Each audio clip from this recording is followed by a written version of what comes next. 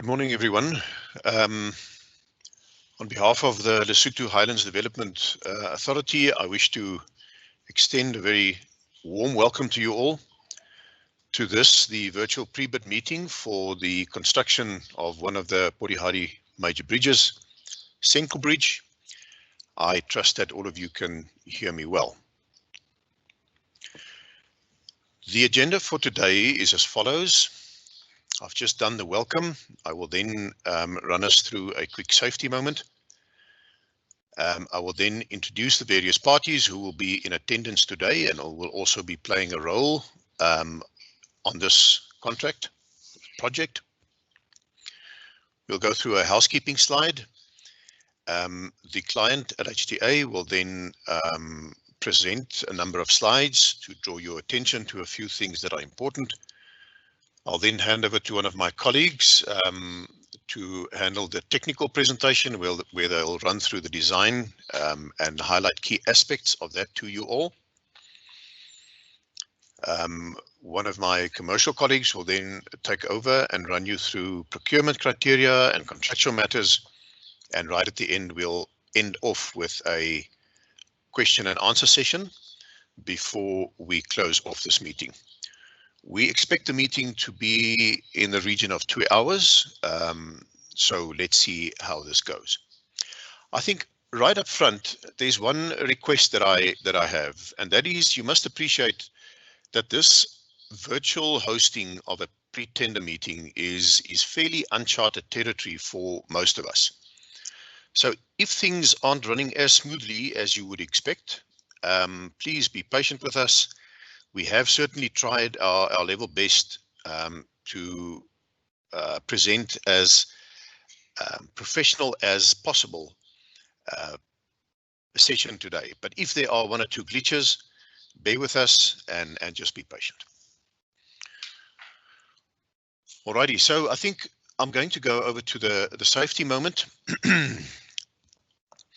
Lesotho is a predominantly rural country, and as with most rural countries, people, livestock, school children, all frequent the road in their daily travels, which means that you as a road user will be sharing that infrastructure with people and with livestock.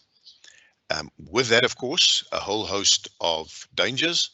So you need to be aware of that and take extreme caution when you use the roads. The picture on the right-hand side of the screen is a picture that was taken on Moteng Pass, and it just illustrates that certain portions of the A1 freeway, which is coincidentally the highway that the Senqu Bridge is on as well. There are sections of that road that are in fantastic condition, world-class condition, but there are sections that are in dire need of maintenance, and you could unexpectedly come across a portion of the road that has severe potholing, like you see there. Next slide. Lesotho is an extremely interesting country. It is landlocked, and it is, interestingly enough, the only country in the world that for its entirety of its footprint is above 1,000 meters elevation above sea level. And to make matters worse, where our project is located is in the Lesotho Highlands. The highlands are formed by the Drakensberg and Maluti mountains in the east and the center of the country. And being a mountainous area, it obviously has a whole host of weather and climatic challenges. The average July winter temperature in Lesotho is 7 degrees Celsius or 45 degrees Fahrenheit. And in the highlands, degrees of as low as -20 degrees Celsius have been measured. So you can imagine the impact of that on slippery road conditions. The picture on the right shows how quickly things can change. We started off this trip on a bright sunny day, and all of a sudden, because you are so high above sea level, the rain and misty conditions can set upon you unexpectedly. So with that as a backdrop,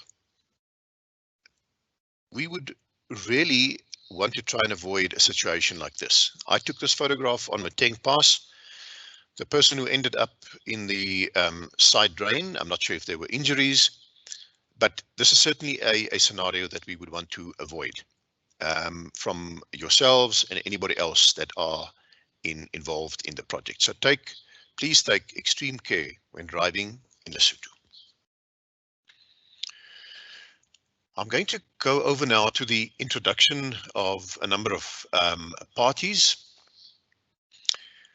At an organizational level, the top role player there, Lesotho Highlands Development Authority, LHDA, is also the client. So this is a typical troika as you would expect in the FIDIC Red Book, where the works design is undertaken by the client.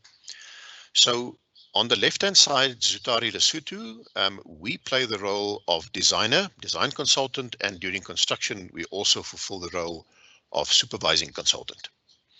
And then the missing part to the puzzle here is the successful contractor, which will be one of yourselves, and that will then form the three-way relationship as envisaged by the Red Book, in our case, where we have the harmonized version, so the pink book if you want. But that troika will then be at an organizational level role players. At an individual level, for today, we have a number of people who will be participating. Firstly, we have John Sawyer.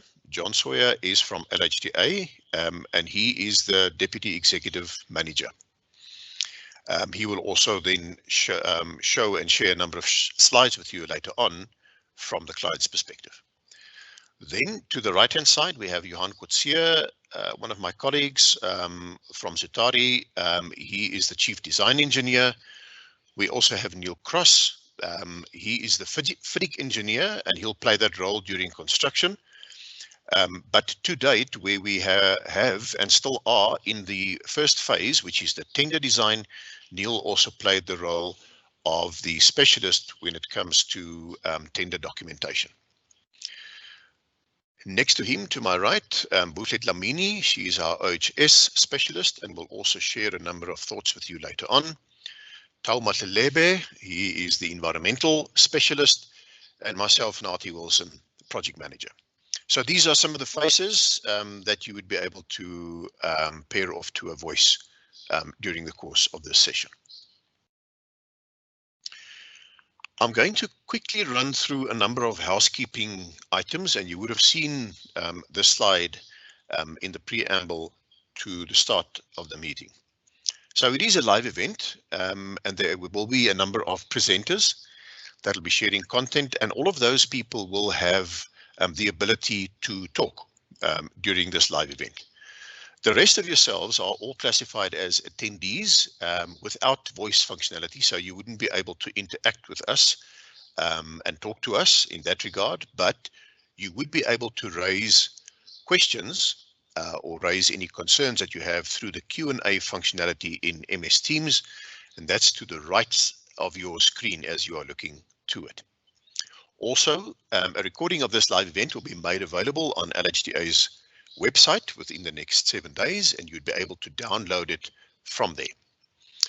As I have mentioned in the agenda, a Q&A slot has been reserved right at the end of today's session, where we will cherry pick a few questions. We would not have time to go through all of them, it would be my guess, but we will select a number of pertinent questions to answer.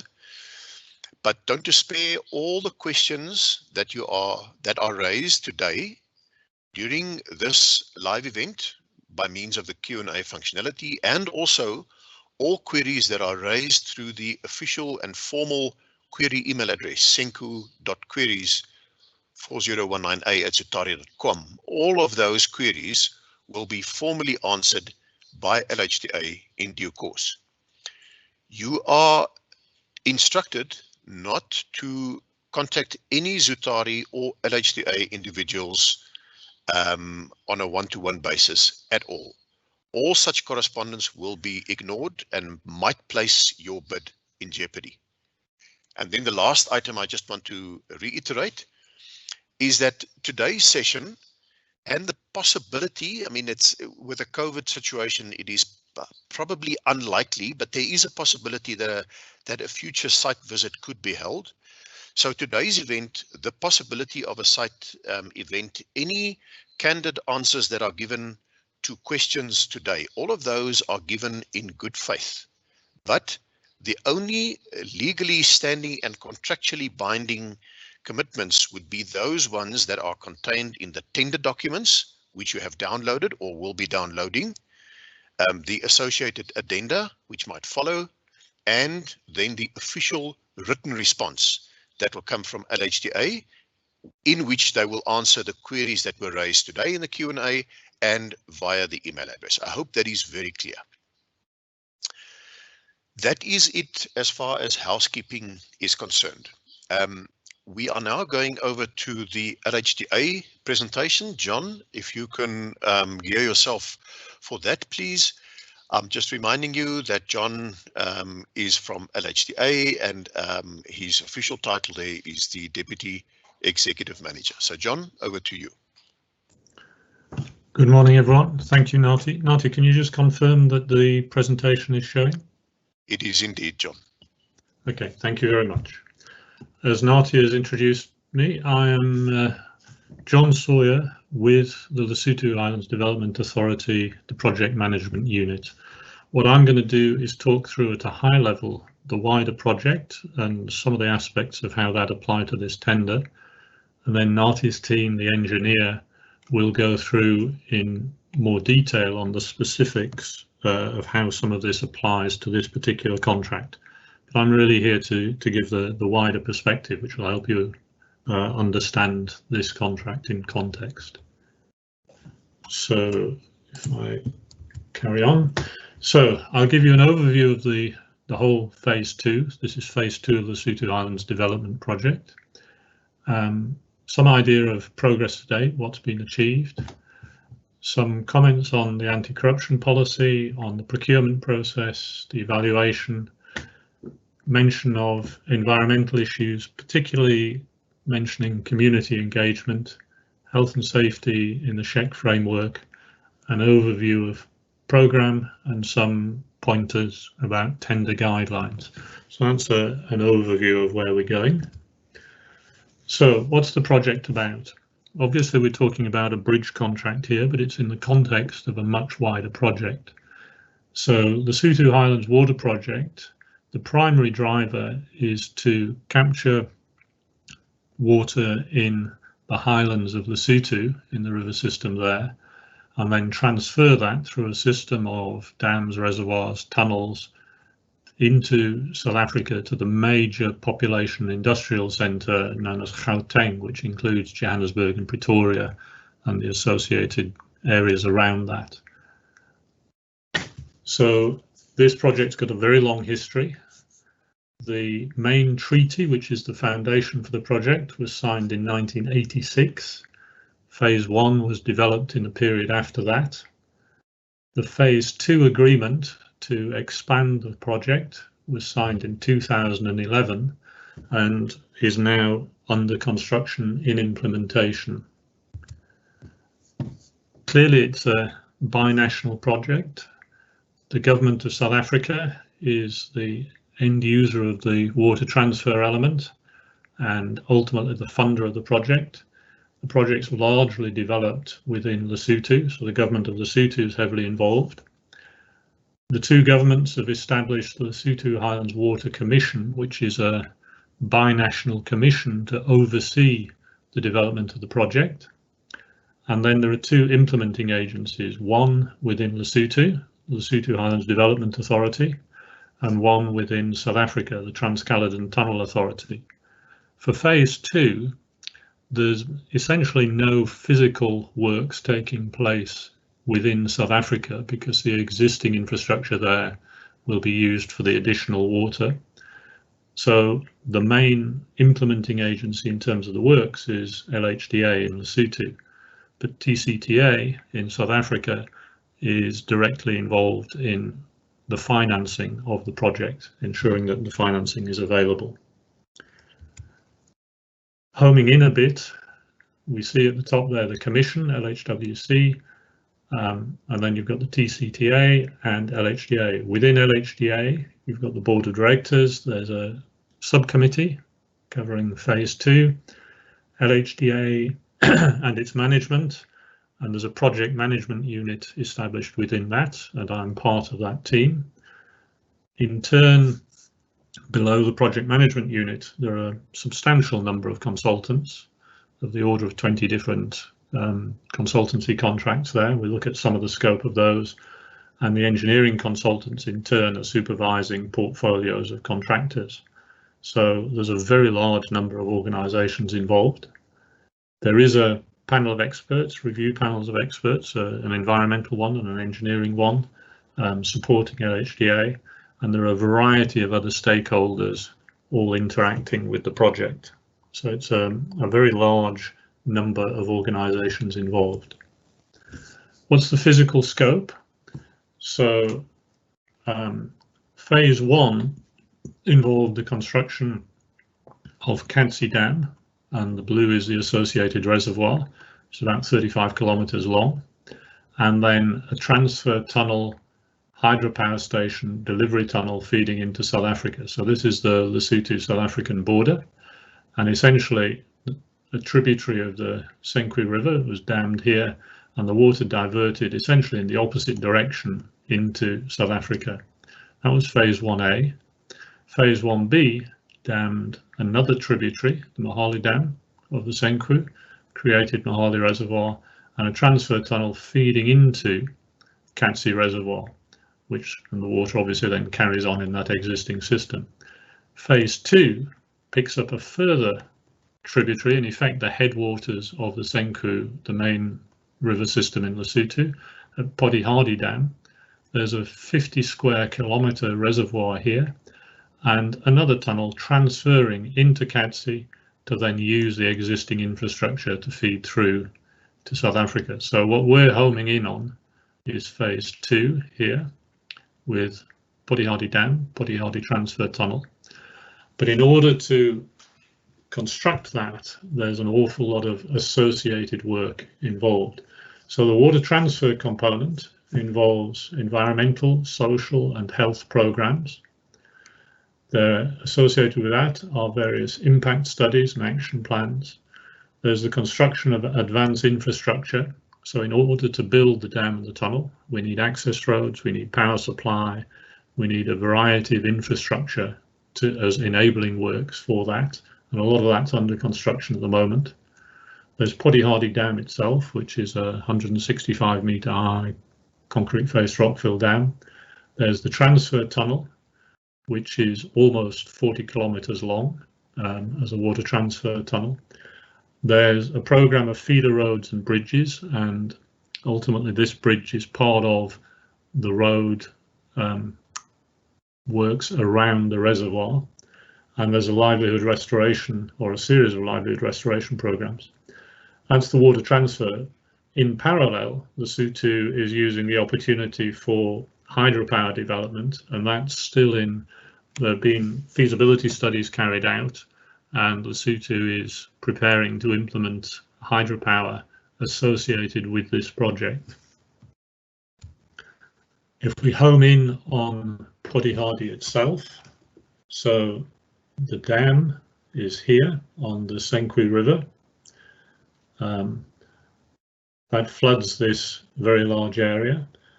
These various works off to the west there's the transfer tunnel heading off, there's a power line coming in, there's a new access road construction, there's more access road construction. We're particularly focused on, this is the existing A1 road, and Nati showed some photos a little north of here on the passes on the A1. At this point, the A1 is flooded by the reservoir, and so we need a bridge here which goes over the new impoundment of the reservoir, and this is what this contract is focused on, the Senqu Bridge here. And as you will see in a few minutes, this is quite a major structure. So this bridge is essential if the connection between Mokhotlong, which is the district centre for this area of Lesotho, is to be maintained and not cut off by the reservoir. So what have we done so far? We started procurement in April 2014, mainly with consultancy services contracts, but also with geotechnical work. So we've had community consultations. We are having a major impact on the local community. So that takes a lot of attention from the client. We've demarcated the reservoir with beacons around the perimeter of the reservoir so that everyone can see which areas are going to be flooded. There's been a major program of asset registration of everything that's affected by the project. And again, if you flood 50 square kilometres, there's an awful lot of assets to register and look at the compensation programme for that.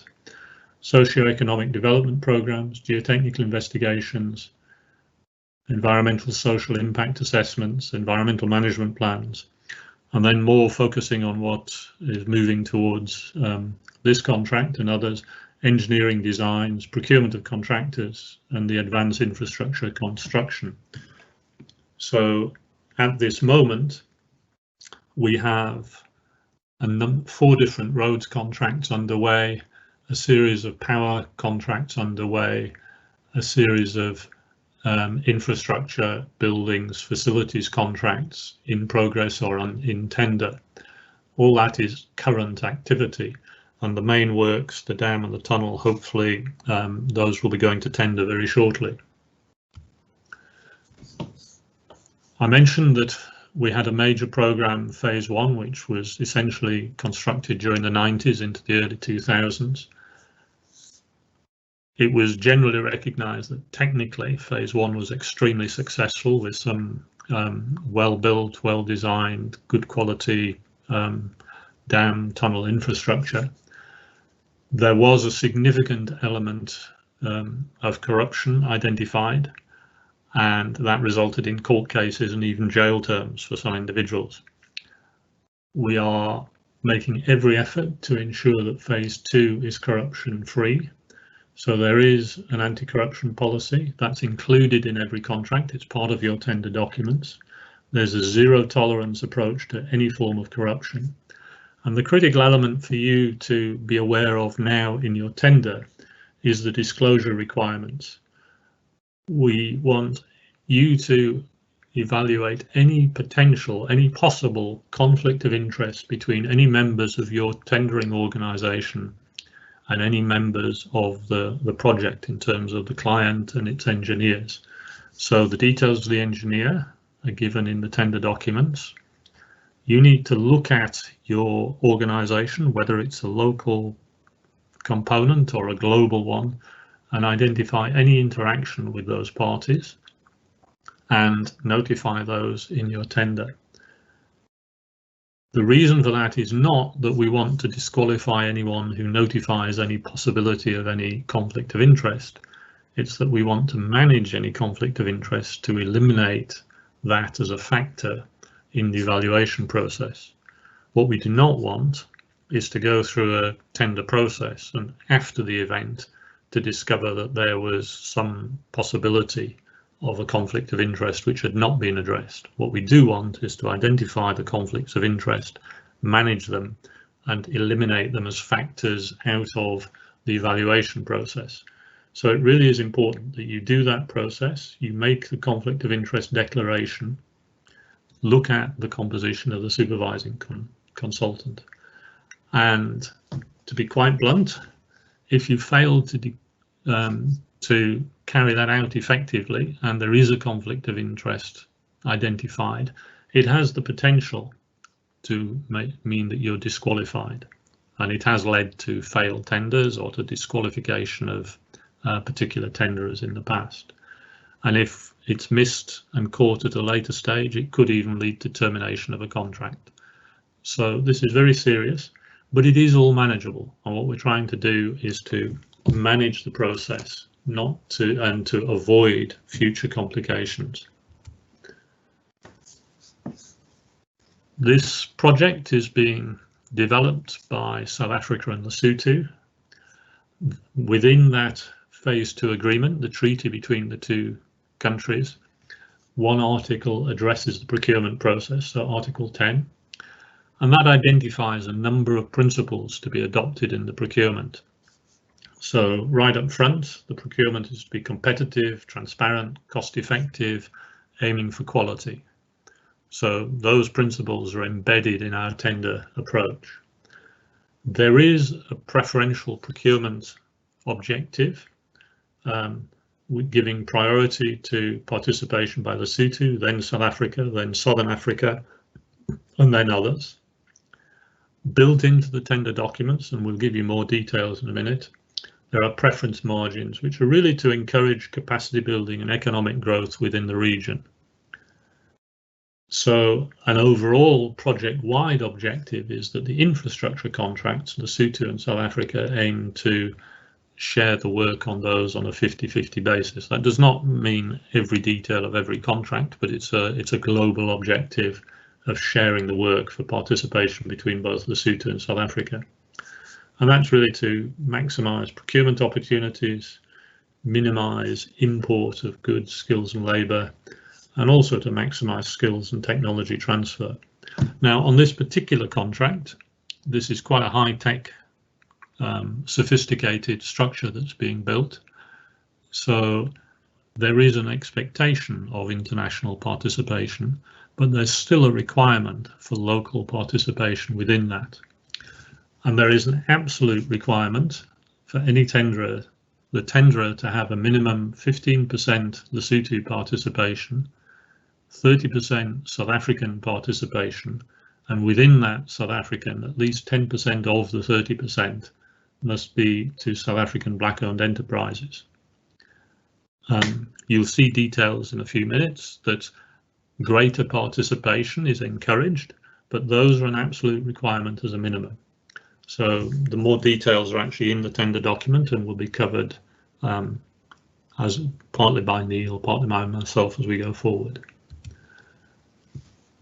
In order to facilitate that participation at different levels, we've identified in the document a tier structure, and we've just defined tiers of enterprises within the contractor and identified how they fit into this system. So in the instructions to tenderers, you'll see tiers 1 to 5 are defined. Tier 1 is simply prime contractor joint venture member. So that's the joint venture members of any tenderer. Tier 2 is a major subcontractor who perhaps, for example, might not have the financial resources to take joint and several liability in a joint venture, but is still a major player within the tenderer. And Tier 1 and Tier 2 together, for the purposes of evaluation and eligibility, would count as the tenderer. So, for example, it might be that 15% Lesotho participation, you have perfectly good Lesotho participation or South African 30% who are not in a position to take joint and several liability, but they may be part of the tenderer as a Tier 2, as a major subcontractor. Tier 3 is a specialist subcontractor, and there are particular elements of this construction which might involve specialist expertise, and within the tender documents those specializations are identified, and that implies that that Tier 3 specialist may appear in more than one tender. Tier 1 and Tier 2 must be exclusive to a particular tender. You're not allowed to back multiple horses in a race. Tier 3 would be a niche specialist who would be allowed to appear in multiple tenders. Tier 4 would typically be a small, medium, micro enterprise, and that's a smaller subcontractor, and that's where your local development targets would be achieved. Tier 5 would be a supplier, and again, that may be part of your preferential procurement. So Tier 1 and Tier 2 enterprises are the tenderer. 1, 2, 3 will be evaluated in accordance with the evaluation criteria given in the document. And Tier 4 and 5 really relate to your enterprise development, supplier development, local procurement. On this call, I've seen the list of participants, or those who have applied to participate, and it ranges from major international organisations through to quite small local organisations. And what each of you needs to do is to identify where do you fit in that tier structure and how can you contribute. So there are many, many different ways of participating. So you might be that major international contractor that sees yourself as driving a joint venture. It's fine. Perhaps you fit in as the main subcontractor or a specialist, or even as a small enterprise or a local supplier. And as I say, we consciously set this up to maximize opportunity for participation. We have set up a supplier database, and if you go online onto the LHDA website, look under suppliers, you'll see there what in effect is an electronic notice board system for service providers and contractors. And many, many organisations have registered interest in participating in the project.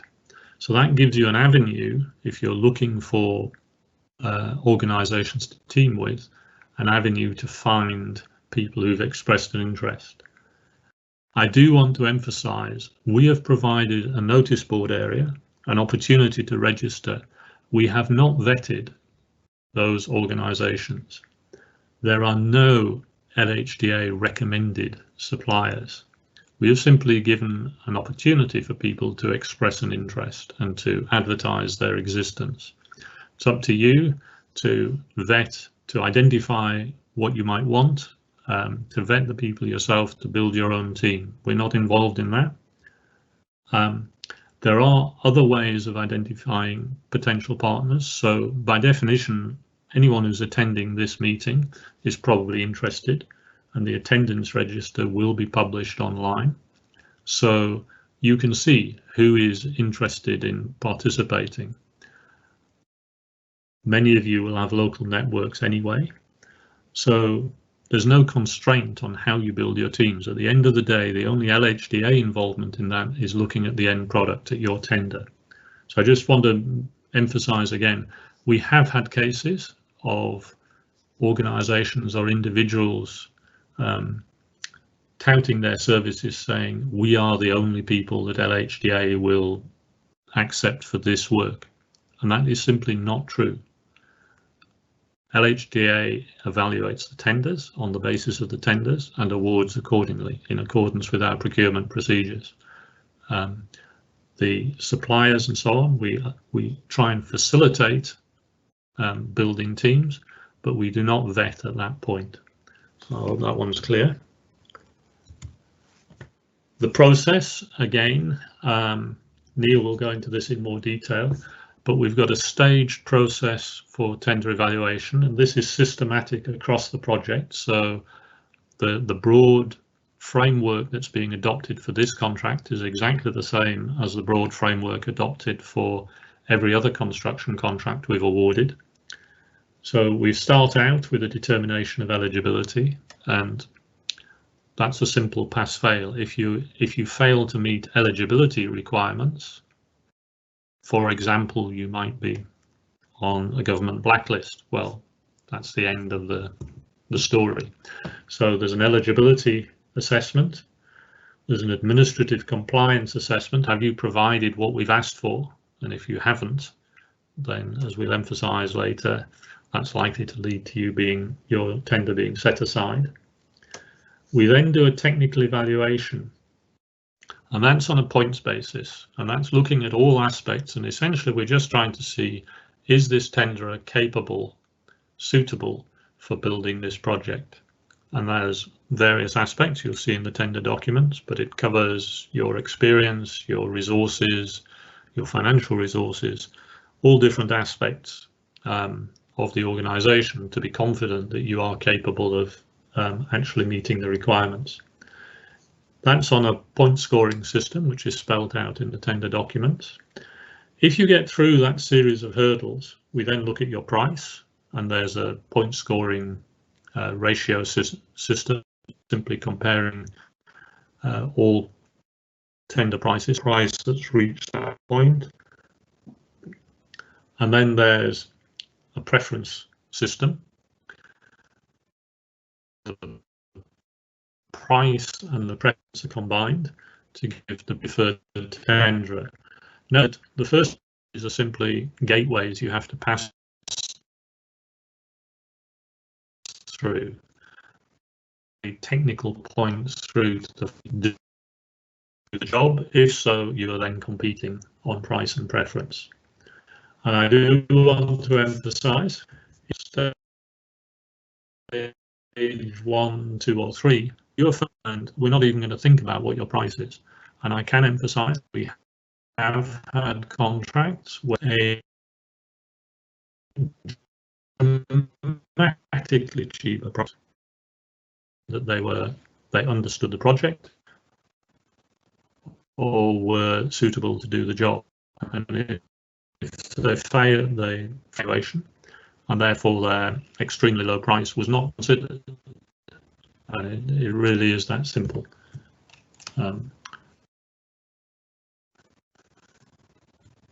The Sutu Highlands are beautiful, pretty spectacular. The mountains go over 3,000, so there is a significant element of environmental protection built into the contract documents. We have environmental programs, but as a contractor, you work with environmental management plan, and the environmental management is a significant element that you have to be aware of and take care of. It's particularly sensitive. We are building this massive project in people's home area. Affecting local communications, we're affecting local communities very dramatically. So build tender documents, there are a series of protocols, and LHDA has had a team up in the mountains for many years now, and they have a whole system of community liaison and community relationships. And it's important that we work with and through them, and we don't get uncontrolled, misleading communication from all the different parties on the project. This area, every patch of land there belongs to either a community or an individual. They depend on it for their livelihood, and although some people from outside the area have great difficulty with this, you are not free to wander around, do what you like, drive where you want, do what you want. There is a very clear land access protocol. Right of access is granted to defined areas, and you must work within that. And there is a real need for respect for the local communities. Failure to follow that is really very serious for some of the community who are dependent on a given patch of land for their livelihood.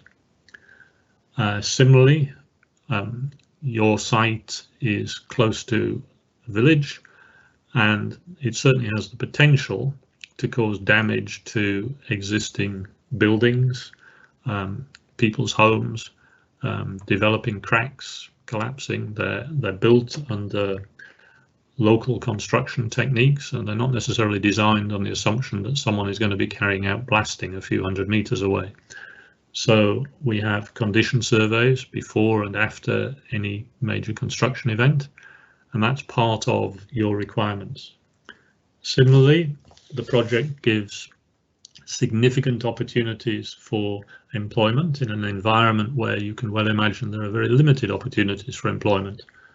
So we have a managed system. We've got a labour recruitment desk, so unskilled labour are recruited through the labour recruitment desk. The actual employment is your business, but identifying candidates for employment is done through a community structure and this labour recruitment desk, excuse me, so that all the community know that there is a fair process of distributing the opportunities for work within the communities.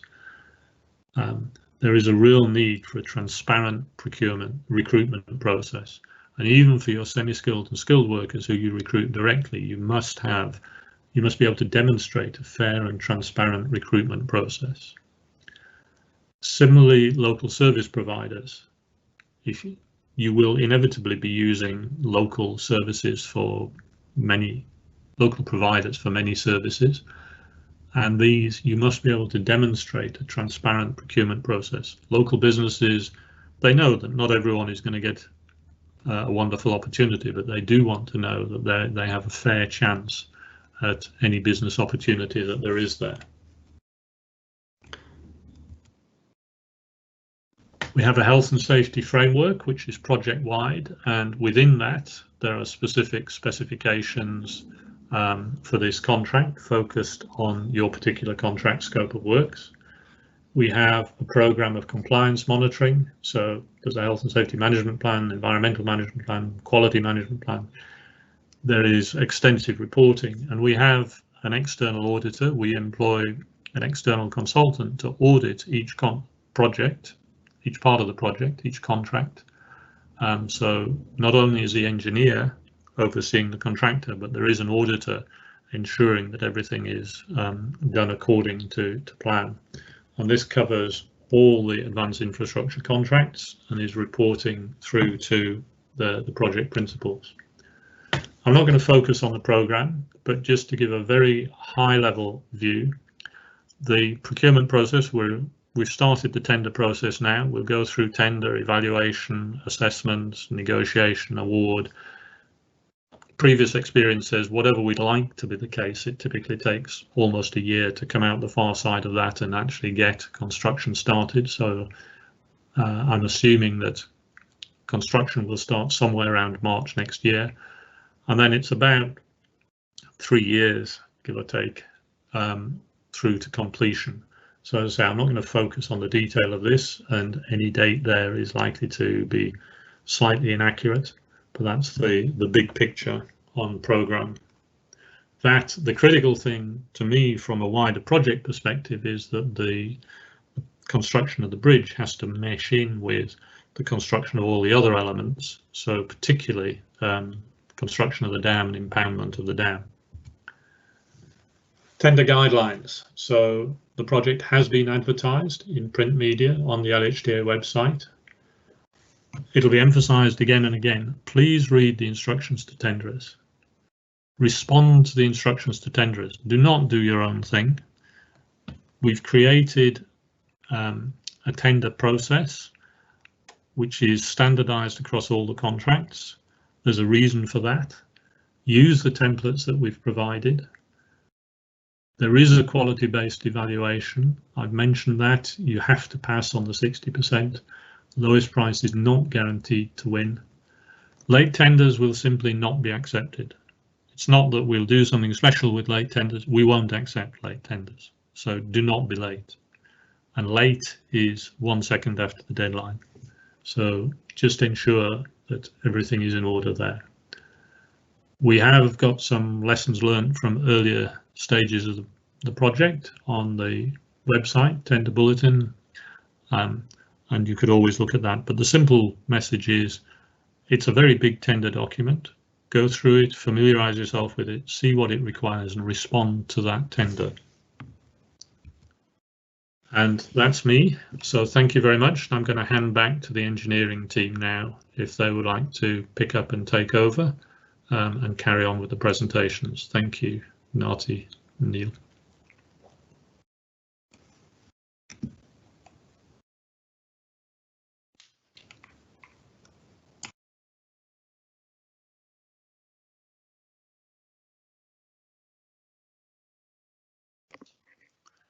Thank you very much, everyone. I want to start with two aerial views of the bridge.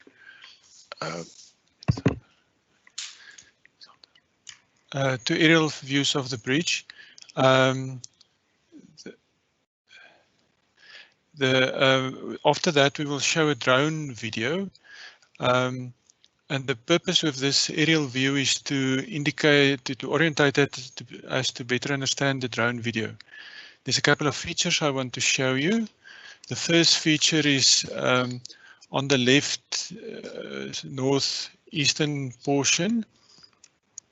There's the cultivated land. That's the road will just pass below that cultivated land. And then on the southeastern portion, there's a sort of a quarry that indicated that's at the abutment A2. Most of the area where the bridge will be in the end underwater. So the drone starts from the northwestern portion. It flies in the position of the bridge in the southeastern direction, in the direction of Mogotlong. It then it flies a bit past the abutment, and then it turns around and fly back again, sort of on the alignment, but it flies more to the south of the alignment, and it flies along the route to Tlokeng. The next photo I want to show is just when the bridge, when the dam is impounded, which just indicates the whole area that is flooded, and also the road, the existing road that will be cut off from by the water. We will go over to the drone video now, and then I'll explain further.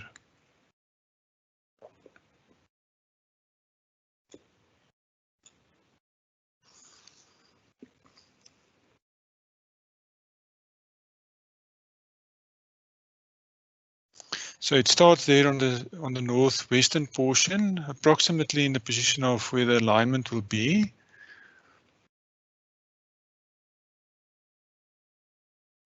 It then passes over the existing bridge where we have abutment Pier 7 and 9, both sides of the river.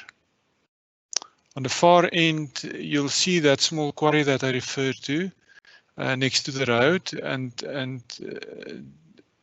just next to that is approximately where the contract ends, or the abutment A2 will be. So it basically flies now in the direction of Mogotlong.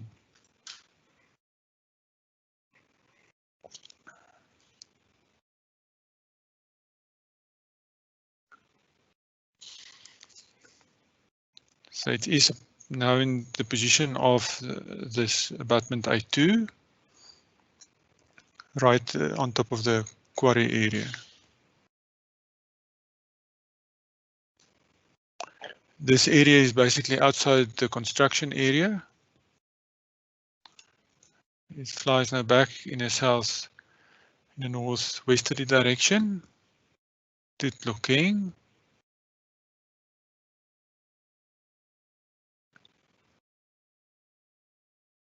It will fly now over the area of Pier 9, and then on the other side, next to the bridge pier, northern side of the river, Pier 7. You'll see on the right-hand side that cultivated land that I was previously mentioned, where the road will pass just south of that cultivated land and then tie into the existing road. After tied in, it's again outside the construction. It's just to give you an aerial view of the surroundings.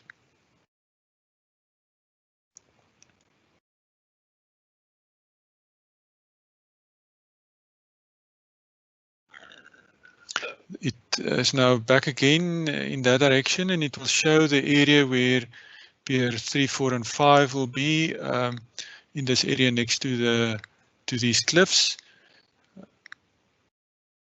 It also shows the old electric line that will be relocated by others.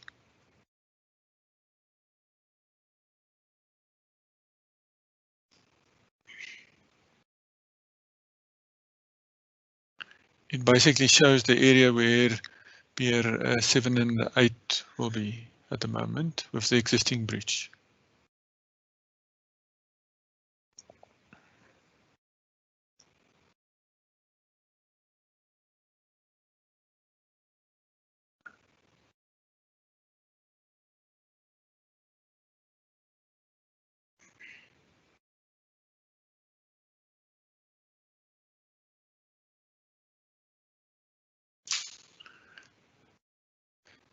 So this area is basically where Pier 7 and of 3, 4, and 5 will be.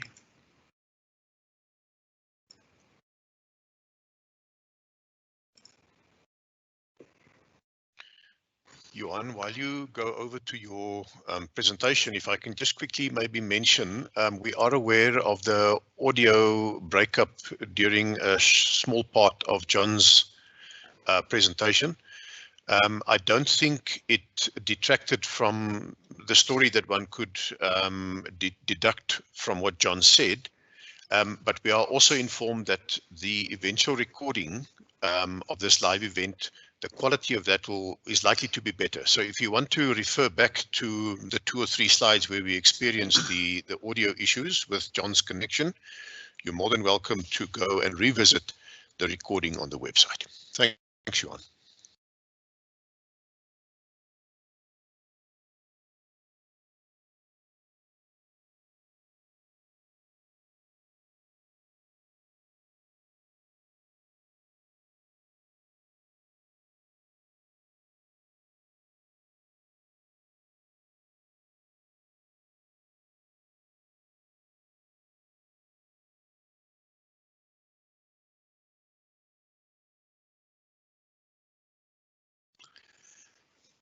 Thank you. I trust everyone can hear me now.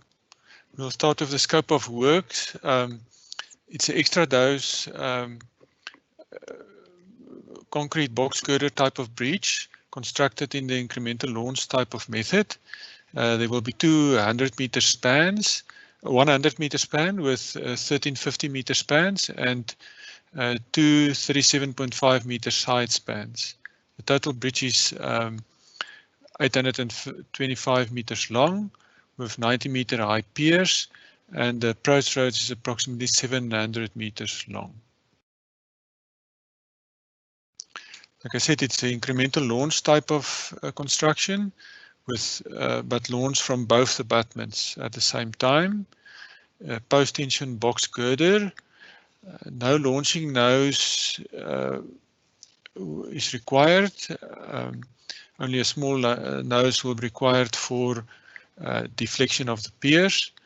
There is concentric cables. That is for the launching process. There's extra dose cable stays that's required during the launching, and also for the final case. Drape cables is also after the bridge is in position for the final case, taking up live loads. The idea is that the launching and the pier construction should take place simultaneously in order to meet the constraints in the program. In the center, in the 100-meter span, there will be in situ stitch at the deck where the 2 deck portions is joined. There is integral piers and also piers with normal pot bearings. The piers are hexagonal hollow type of piers. The heights vary from 15 to 90 meters. The foundations is on spread footings. The type of material is basalt. The level might require adjustment during construction. It's all on hard rock, but one want to found on the durable type of material, and the main reason for changing the level will basically be because of that. Pier shape is ideal for slip formwork. The same shape and wall thicknesses will be right through the height of the pier. Pier 7 and 9 is close to the river, as can see in the photo below also, and one must be aware of flooding, and possible cofferdams is required. And to protect the piers or the construction process. Excavations, there will on the side slopes there will be fairly deep excavations. So we provided the detail to protect the slopes against erosion over time after construction. However, it's the constructor's responsibility to ensure the safety of the excavations, and there's some temporary designs that's required for that excavations. The abutments is designed so that there's two stages. The one stage is to form a working platform, and the second stage is then after the bridge have to be launched in position and can then be constructed to the final level. Abutment, the western abutment is on spread footings, and the eastern abutment is on piles. The following slide is just indicating the approach road. Again, that piece of agricultural land that I showed where it passed. But the important aspect here is we would tie into the existing road in this location and also in this location, where one needs to understand that the road must always be open to traffic, and there's a temporary bypass that needs to be constructed here. The temporary bypass is only required once you want to tie into the existing road, because most of the road can be constructed without affecting the traffic. On the southwestern side, Moglokong side of the bridge, the construction process will be a bit more complicated. One need a temporary bypass from the start of construction in order to deviate the traffic and be able to construct the abutment and also the launching area. Also on the northeastern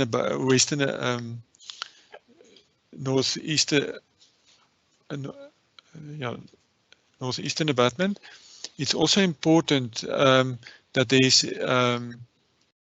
power lines that have been relocated, and these power line positions will affect the temporary bypass locations as shown on the drawings, and it will have to be reviewed during construction to tie into the contractor's specific sequence of construction in this event. The A2 must be open to traffic at all times, so we're working close to the bridge and over the bridge, and the safety aspect needs also to be considered by the contractor.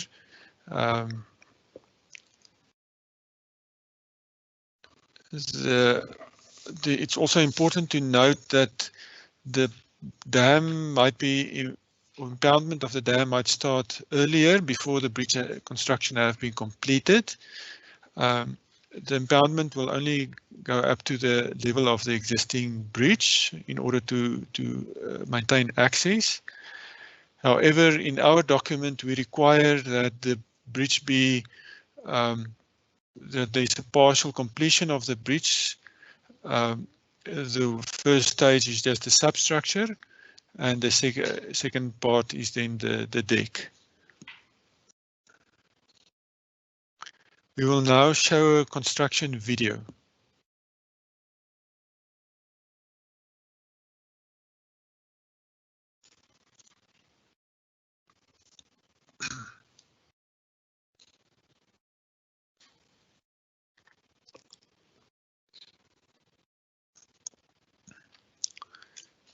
So this shows just a high-level view of the temporary bypass that needs to be first constructed, then the abutment on the southeastern side, the pier construction,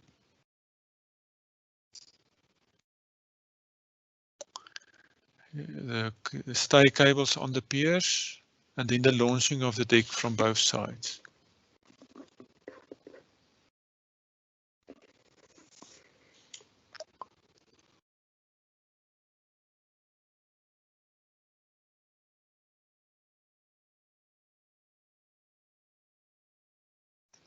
then the in situ stitch.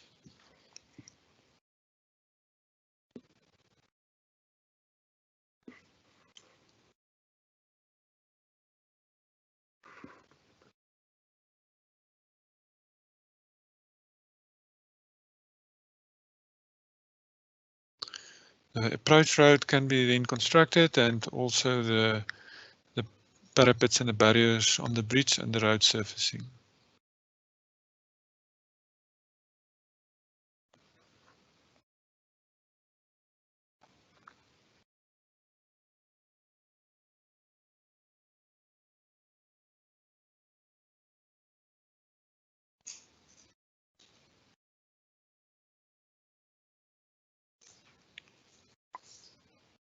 And then is the impoundment of the dam.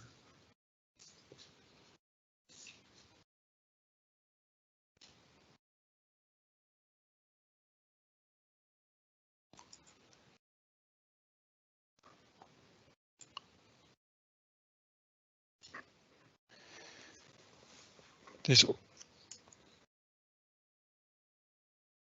also a couple of technical matters that I need to discuss.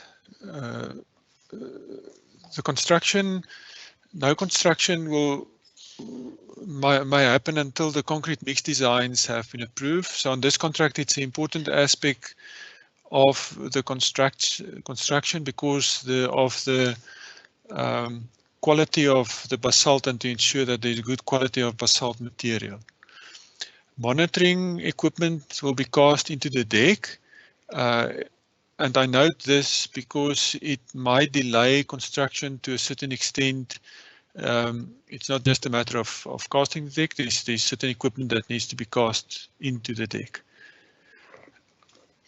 There's a fiber optic line to be rerouted, and also extra route to the campsite. 33 kV line was relocated by others. Housing to be provided for engineering personnel. Stringent requirements. There's stringent requirement on the extra dose system that's in the specification, and that needs to be read very carefully. And then in general, the drawings must always be read in conjunction with the specifications and the scope of works. On geotechnical or material matters, a quarry, borrow pit, and the crushing area, stockpiling area was identified by the client. And this area, so on this area, there's a couple of points I just want to point out. There's graves that needs to be protected. There is a pathway that needs to be open at all times. And then the accesses here needs very careful consideration during construction. Then the quarry, we expect that the quarry will be fairly deep to find suitable materials, and the expectation is that it's 9 to 22 meter deep. And then the important aspect, we require a primary crushing and then a multi-stage crushing. In the primary crushing, there is a testing regime or mechanism that's required for the material, and this material must also be provided for contract 419B. In the multi-stage crushing, there's also testing specified, and but that material is only for this contract, for the final product of concrete and other crushed materials. The campsite was also identified, and the one important thing I want to just mention here is that in some cases there's cultivated land that might encroach on the campsite area or even the access road, and there will therefore be some deviations in this borderline of the campsite that needs to be determined during construction. We'll go now over to Boegle, who will discuss the health and safety matters. Thank you, Johan. Can you guys hear me? Thank you, Johan, and good morning to everyone. I am going to briefly take you through the requirements of the health and safety and also just guide you to where in the documents you're going to find more specific and comprehensive requirements. We've got, as part of the tender pack, the health and safety specification, project specific, which has been created using a risk-based approach. It does consider the legislative requirements, the baseline health and safety risk assessment for the project, which is also provided, the client's health and safety management system requirements, the engineer's requirements, and the scope of works. With regards to the legislative requirements, so we obviously does consider the Lesotho legislation, but there are instances where the South African legislation provides more clearer and more stringent requirements, and in that case the contractor is referred to the South African legislation to comply with. The occupational health and safety specification must be read and understood in conjunction with the specific technical specification that includes the geotechnical report and the project-specific scope of works. The sources of documents available to tenders, we've got the occupational health and safety specification, which stipulates the requirements, and that's section B9200 of the tender document. We've got the Lesotho Public Health COVID-19 regulations and the NACOSEC risk determination and mitigation framework. We've got the LHWP2 construction COVID-19 mitigation guidelines, and then we've got a section in the bill of quantities, occupational and health and safety section, which must be priced.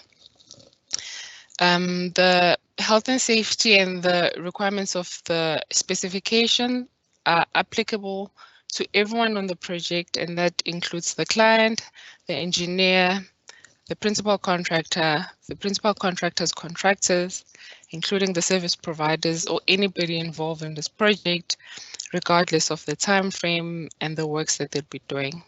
The health and safety requirements are applicable to everyone. And the health and safety specification and the requirements are applicable till the final completion of all works and also during the defects notification period. There are requirements in the specification that seek to protect and safeguard the public, which the contractor is required to comply with and implement on site. The expectations from all tenderers is there's a list of documents required, which is part B9207.02 of the Occupational Health and Safety Specification. You go to the section and you see all the documents and requirements at tender stage, and then there are obligations of the successful tenderer. You are required, the successful contractor, to appoint a health and safety manager and officers. The requirements of qualifications of those individuals are specified in the Occupational Health and Safety Specification. You will then be required to compile a SHEQ management plan that must be approved by the engineer and engineer's representative, which you will then need to implement on site. There are proformas that are provided in the specification and shall also be provided at the later stage that you shall be required to use. There are many levels of health and safety audits and inspections that shall be conducted on yourself from the client side, from the engineer side, and also from local authority, and that also include the audits and inspections that you as a contractor, principal contractor, must do on your service providers and contractors. And you shall ensure that right through the works that you do, or your service providers and contractors, the public is protected and safeguarded. So you in your works, you consider their daily routines and their daily routes that they use. You also consider things like where do animals feed, so that you coordinate your work with the community, where it does affect and impact on the community. And also, if it does happen that the construction of the dam does commence while you are on site, you would also obviously need to coordinate your work with that contractor to make sure that both the people on site are protected and also the public. So with that, that is the summary of the health and safety matters. I'm going to hand back to Nati, who's going to go through the environmental and social matters. Thank you, Buhle. My colleague Tau Matlelebe, our environmental expert, is actually supposed to take you through the next two slides. Unfortunately, he's experiencing connectivity issues, so I will present the slides in his stead. So just two slides with two components that I want to highlight. The first one is just to point you to those source documents that will be available to you as tenderers, and then eventually for the successful tenderer, what would be expected of you, what would be your obligations on site. So first of all, the source documents, there is an environmental management plan, EMP, specifically drawn up for the major bridges.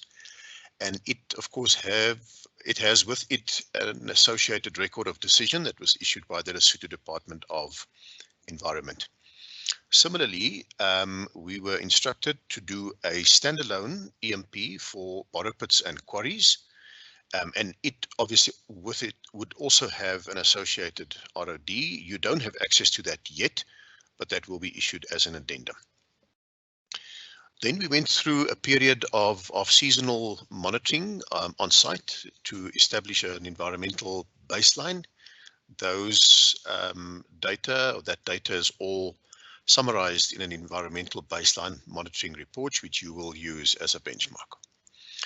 Then I think John earlier alluded to a number of protocols and guidelines that LHDA have, and I'm not going to go through all of them, but just to point you to the fact that there are a number of those guidelines that from an environmental and social perspective, you clearly would have to, you'd have to adhere to.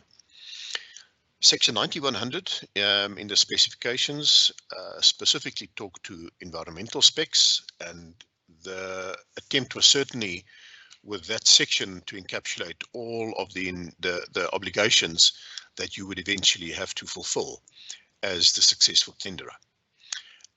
All of those specifications then pull through to the BOQ, which would then enable you to see how you'd be compensated for all of the activities summarized in the specification. Good, so then for the successful tenderer, what would be your obligations? First of all, you would have to implement your own company specific environmental management system, taking into consideration all the inputs in the previous slide. For all of your construction activities, you would be required to compile environmental method statement in detail. And you would then also appoint an ECO, Environmental Control Officer, to make sure that you as an entity comply to the environmental obligations. LHDA has a grievance resolution procedure, and you will be required to develop your own, but with strong reference to that existing procedure. And then you would have to keep record of all environmental complaints that are lodged. You would also be required to appoint a dedicated community liaison officer who will be your primary point of contact with the local communities. But it's very important to understand that that type of engagement will not be in isolation. You will always work in very close liaison, and in many instances under the guidance of the Porihadi Operations Branch, the POB, and they are located in Tlokweng, part of LHDA's organizational structure. In table B 9104/1 of the specifications, you will see a table where we have tried to list comprehensively all of the licenses, such as, for instance, water use license, that are required, and you would have to take a look at that and make sure that you understand all of the procedures around those approvals. LHDA also on a quarterly basis undertakes SHEQ audits, and it would be incumbent that you participate and also cooperate actively with those audits. From Zutari's perspective, the engineer will monitor compliance through the chief resident engineer, that responsibility he then delegates to his environmental manager and his or her team, and they will make sure that compliance is adhered to through a battery of monitoring activities. I think that's the lot from my side. I'm going to hand over to my colleague, Neil Cross, who will be your eventual FIDIC engineer on site. Thank you, Nati. Welcome to all the tenderers. I think as an introduction, the presentation isn't comprehensive in all respects and is intended to highlight a number of key issues as seen from our perspective.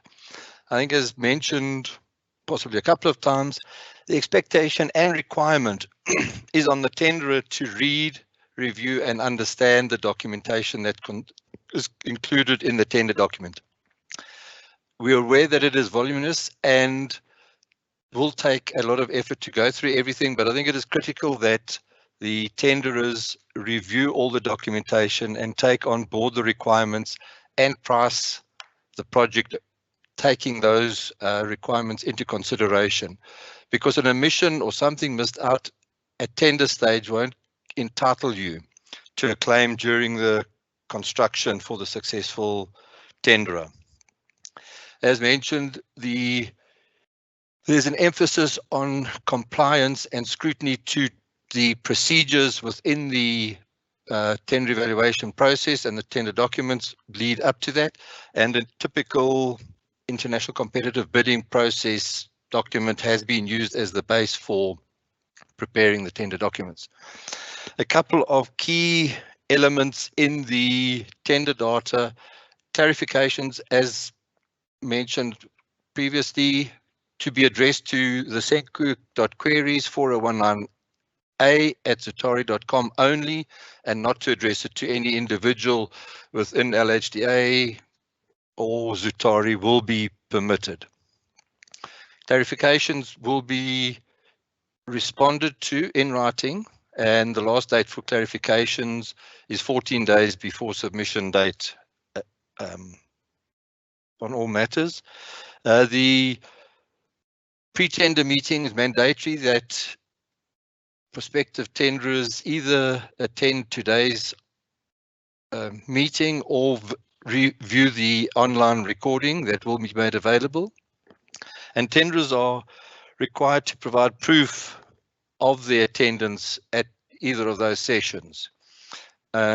Schedule 4.59 in section 4 is there for that purpose. And I think just a point to tenderers, as I've received a number of signed attendance forms already, the requirement of that form is to indicate that you have attended either today's session or listened to the recording. So any attendance forms submitted with dates before today could be problematic. So just read the instructions and tie in with that.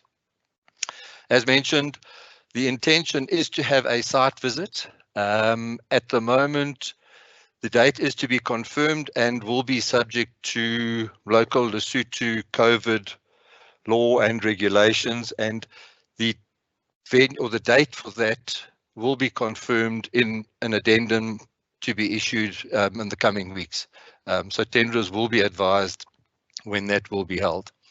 The tender security 3.5 million Lottie is a requirement from approved guarantors. Tender submission is 18th of June at 1400 Lesotho time, and will change from what is in the document at the moment, because that requires hard copy submission. The requirements will be issued in an addendum as to the exact requirements. The one form that will be required as a hard copy. Original will be the tender security, obviously, from one of the guarantors. Tender opening on the 18th of June as well. An hour later will be a virtual meeting, and the contact details will be provided on the LHDA website. Then going on to your evaluation criteria, as John mentioned earlier, is broken up into 6 stages. The stage 1 is your eligibility, and that is, do you comply with the requirements in terms of providing the right structure to your organization, etc., specified in the document. And this is a pass-fail criteria. So if you do not meet the requirements there, your tender will not be considered any further. And I think just to stress again, as John mentioned, irrespective of price, the pass-fail criteria or the percentage scores in the technical evaluation will be adhered to, and no leniency or creating situation to allow people through will be considered. So it's either you pass or you don't, dependent on the information you have provided. Evaluation of administrative compliance, that's to ensure that all the documentation that is required in terms of the ITT and the tender have been submitted. In this instance, you will read in the document that the minor omissions can be requested and or clarified from the tender evaluation committee side. I'm stressing that make every effort to submit everything and don't rely on or hope that the evaluation committee will request minor clarifications. What you consider minor may be viewed as a material omission by the evaluation committee, and you won't be asked to clarify, and your tender will be rejected as a result. Evaluation of the technical proposal. There are 7 items or sub-criteria under the technical evaluation section, dealing with the tender's organization, personnel, contractors' equipment, experience, methodology, historical non-performance, and your financial capability. In that section, tenderers have to score a minimum of 60% overall, taking all the 7 stage or the 7 subsections into consideration. There are, however, a number of minimum scores or sub-minimum scores of 40% required in the 5 subsections: personnel, contractors' equipment, construction methodology, experience, and financial. So again, tenderers are required to provide minimum 40% to achieve or to be considered further. The price is scored on in terms of RTT 30.1 correction of the prices. The corrected prices will be scored using the formula there and included in the document. And for that, the price, a maximum of 90 points will be scored. And the 90 points obviously goes to the tenderer who passes the first 3 stages and considered compliant in all respects, and whoever scores or prices the project with the lowest price, obviously he gets 90 points, and then there would be a pro rata scoring based on the formula. The evaluation of preference is one specific to the region in terms of providing preference to local development and including or increasing local supplier utilization on the project, as mentioned by John earlier. So it's, I think, imperative that tenderers understand and comprehend the requirements of this to meet the minimum criteria. Under each of these sub-criteria that are listed, there is a minimum threshold, and failure to meet that minimum threshold may not result in your tender being rejected, but for any points scored, or any points will only be scored once you meet the minimum criteria. So meeting the minimum criteria does not entitle you to any points. All you will get is your tender will not be rejected. The maximum number of points, that's under each sub-criteria, the maximum number of points that can be scored for that particular sub-criteria. And then the awarded score follows with the points awarded for the proposal above your minimum threshold. Under the evaluation preference, there are, however, two criteria: a disqualification criteria and a conditional award, where disqualification criteria is that is mandatory in the tender, and failure to meet this requirement will automatically lead to disqualification of the tender. The conditional award implies that the tender will not be disqualified, but will, as part of negotiations, be required to comply with that minimum requirement at no additional cost to the contract. Then moving on to the criteria assessed, and is the employment. That's just a non-conditional or a condition of award criteria, and just specifies how employment within the region and the requirements of contractors, how they will be required to employ local and regional contractors, or labor, etc. National participation is a disqualification criteria, and I think as mentioned by John earlier, this provides the minimum participation as a percentage of the tender price.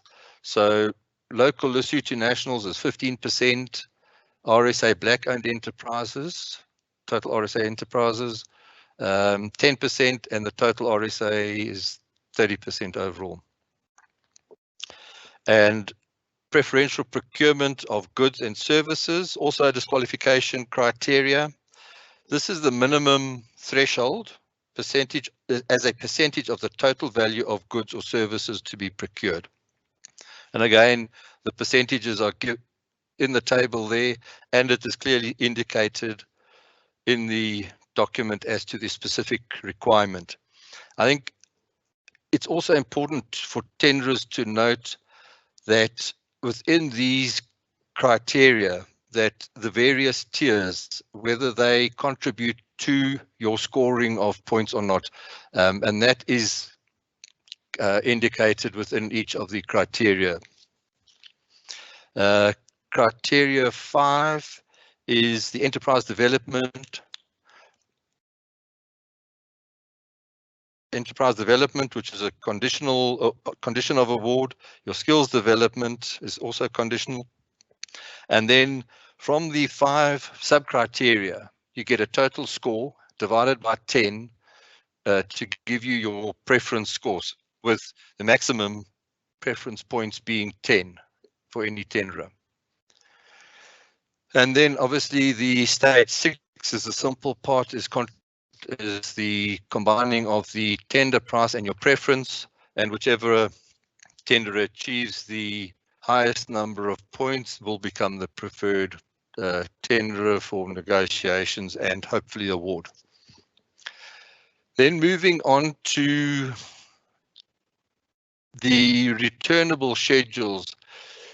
There are, as John mentioned, there are pre-prepared forms, and the format of the various forms are, and we request that tenderers use the forms as provided.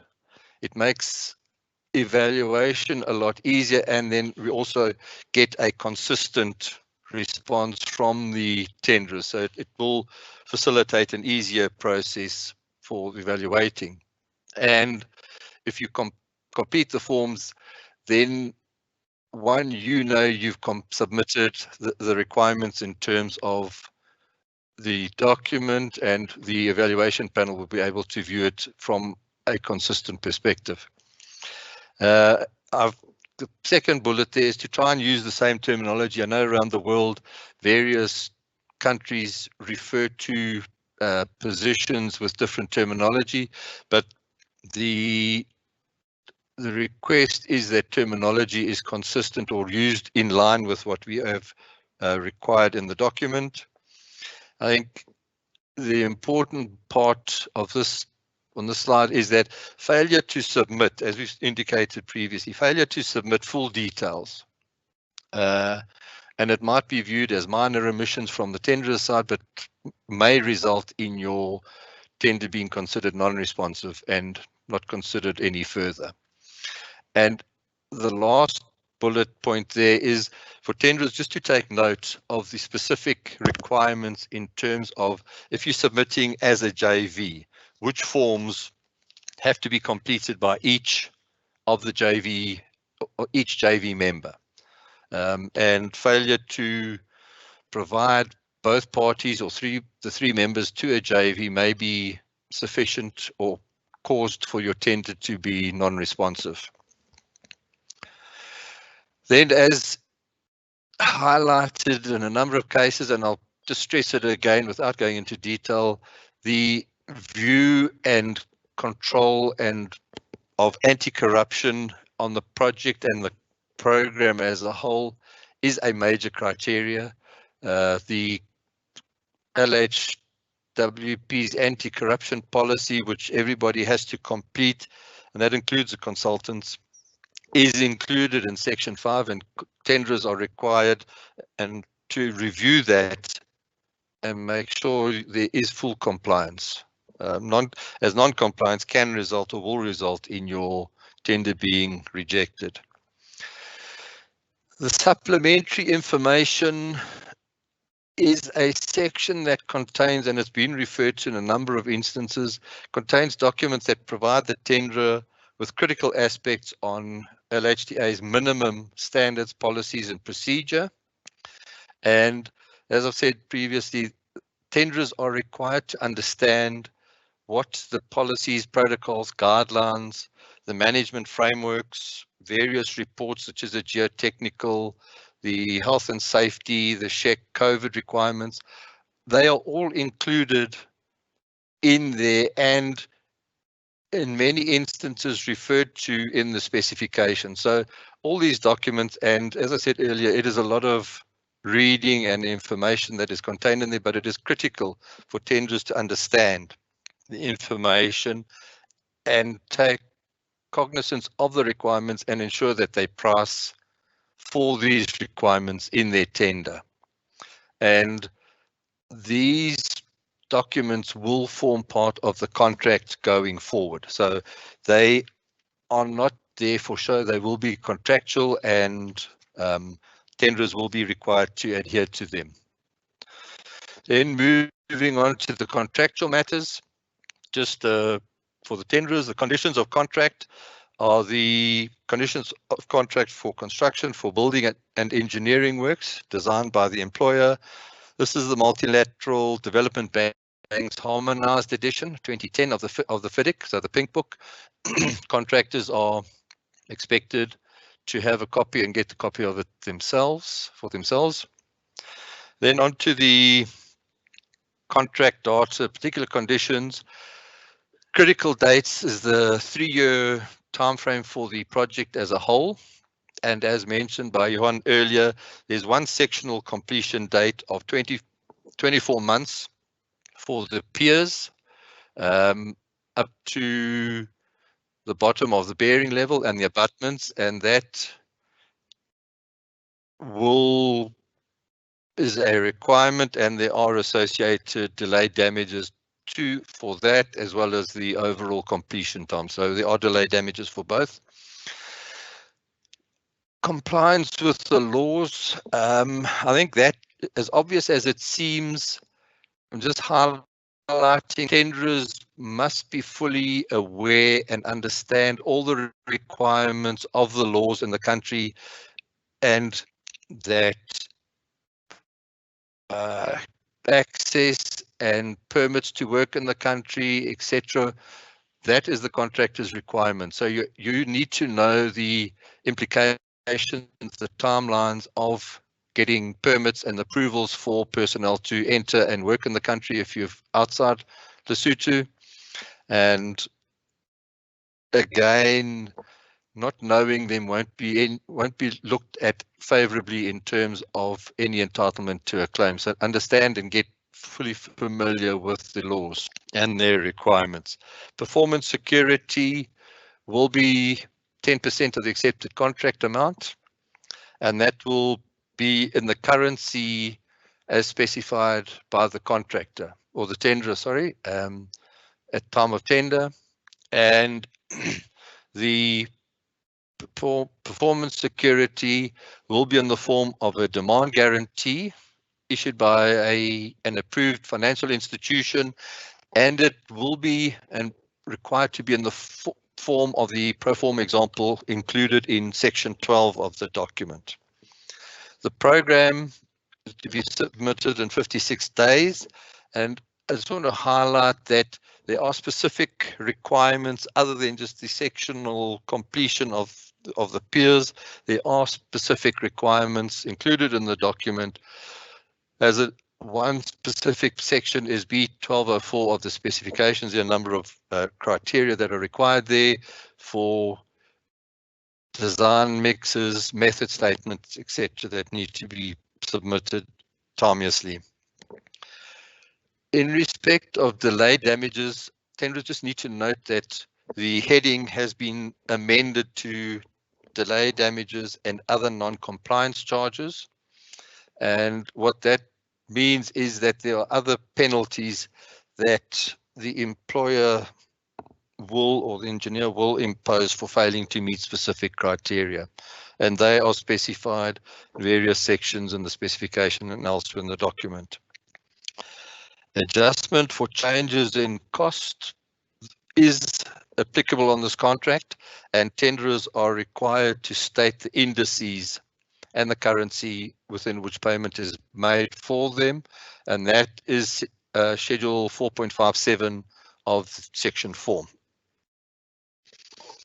The advance payment is 10% of the accepted contract amount, payable also in the currencies as specified by the tenderer, and there will be one installment, and that's on fulfillment of the requirements in 14.2, such as an approved guarantee.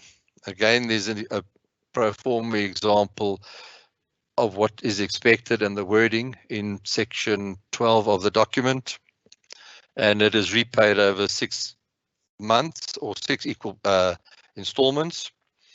Retention 10% of your monthly IPC up to a maximum of 10% of the contract price. Currencies, it's either the Lottie or South African Rand. And just to note for the tenderers, if requested by the tenderer and specified as part of your tender submission, one other freely convertible currency. Taking the development objectives mentioned by John earlier, and in terms of the preference scoring, 14.16 is a new subclause, employers' development objectives and penalties for non-compliance, and the requirements there and the associated penalties are specified if the tenderer, at that stage contractor, does not comply with the percentages stated in the tender and incorporated into the contract. The dispute board will consist of a one-member panel from the LHDA list of potential DB members. And then, as mentioned just now, the section 12 is the contract forms, award, contract, performance, security, etc., and the examples provided and the wording that must be used in that section. And then just a note that everybody is aware that addendum 1 has been issued already and is included on the LHD website. So just to take note of the contents of that addendum for pricing going forward. And obviously there will be a subsequent addendums issued, is to also include them in your price or in your pricing. Thank you. Going on to Nati for questions and answers. Thank you, Neil. I'm just keeping an eye on my watch, and we're doing fairly okay for time. We've got about 20 or 19 minutes to spare. As mentioned earlier, we will answer in this live event a few of the questions that were raised. If your question is not answered now, do not panic, do not despair. LHDA will, in their written response, as I've said before, answer all queries, both today in your Teams Q&A functionality, and also those that were raised and will be raised through the email address. Just a reminder that the email address for queries will remain active. Neil, I'm looking towards you for 2 weeks prior to closure. So in other words, 2 weeks prior to the 18th of June, you are still welcome to field queries. Good. So let's go over to, I've got about 4 questions that I have highlighted here. The first one is, will an Excel version of the bill of quantities be given? And the answer to that is yes. An addendum will be issued with those attachments in due course. So that will prevent you or avoid you having to redo it yourself. Second question, when will the recording of this live event be available? The answer to that is within 7 days of today, LHDA will post the recording to the same URL as where you downloaded the tender documents from, the LHDA website. The fourth question, I am going to ask John Sawyer to field this question. The question was, is the involvement of a Tier 2 participant compulsory or not?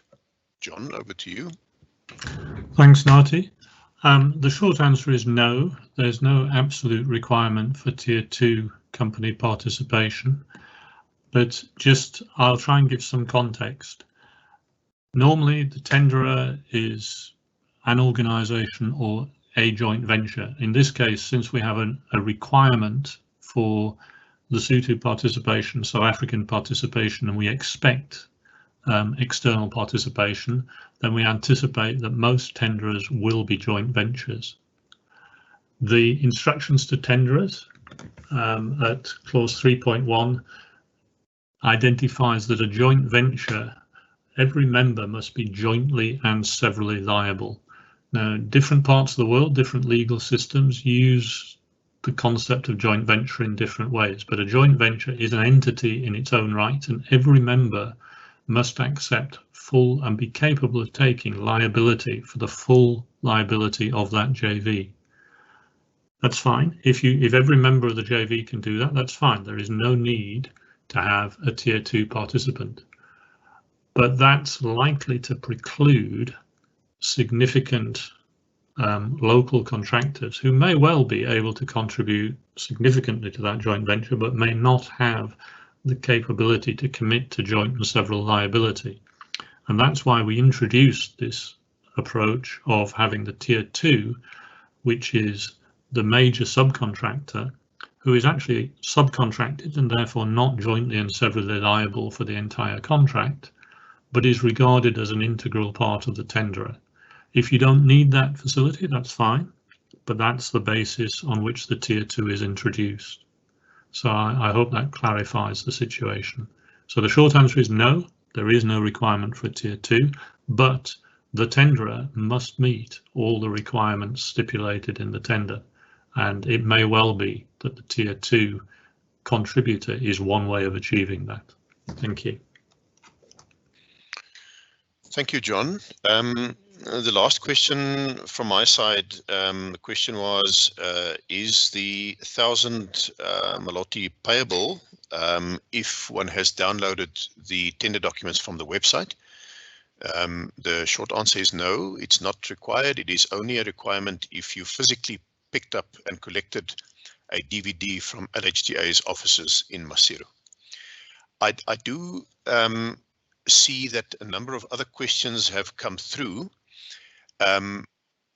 If you would indulge us, there are some of those which I would want to confer with some of my colleagues, and then LHDA will be in a position to formally reply when they do the written reply.